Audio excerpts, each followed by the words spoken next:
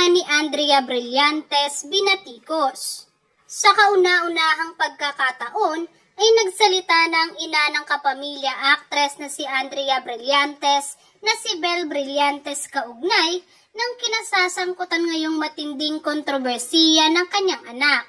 Batid ni Belle ang mga malisyosong aligasyon na ipinupukol ngayon ng maraming netizens kay Andrea.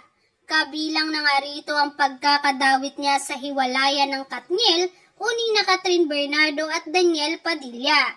Batay kasi sa mga naglabasang espekulasyon mula sa showbiz insiders gaya ni Ogie Diaz at Sian Gasa, di umano'y may lihim na relasyon si Andrea at si Daniel na matagal na umanong patagong nagkikita sa likod ni Catherine. Ilang netizens din ang nagsabing magkasamang nagbakasyon sa Spain sina Andrea at Daniel. Hindi naman mamatay-matay ang espekulasyon na ito dahil hanggang ngayon hindi pa rin nagsasalita sina Daniel at Andrea hinggil dito.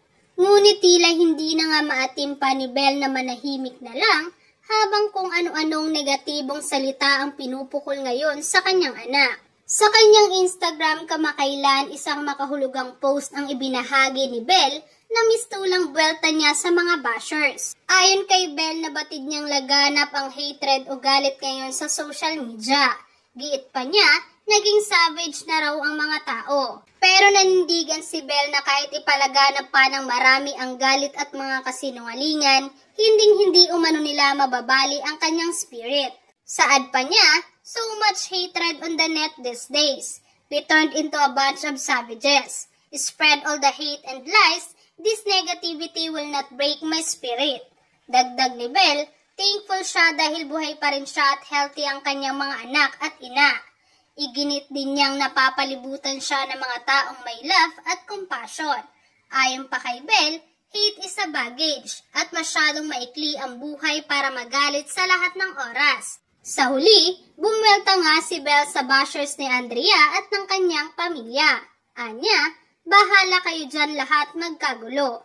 Dahil nga sa pagiging unbothered ni Belle sa issue ni Andrea, isang netizen ang di maiwasang questionin ang pagpapalaki niya sa aktres.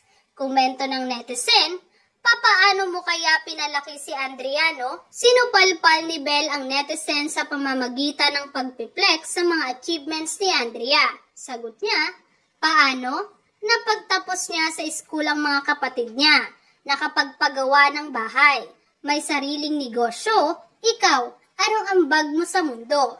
Samantala, hindi naman nagustuhan ng marami ang post ni Belle. Inakusahan ng maraming netizens si Belle na isang konsentidor na ina. Komento pa ng ilang netizens. No wonder ganyan ang anak niya kasi the way kung paano magsalita ang mama niya. Siya kasi bumubuhay sa kanila, kaya okay lang kahit anong gawin niya. Kahit nakakasira na sa pagkatao niyang pinaggagawa niya. Bumababa tingin ng mga tao sa kanya. Okay lang sa iyo yun, Madir? Ang inang konsentidora. Kung ano ang puno ay yun din ang bunga. Ang ugali at attitude ng anak ay reflection kung paano siya hinubog ng kanyang magulang. Iba ang issue sa material na bagay.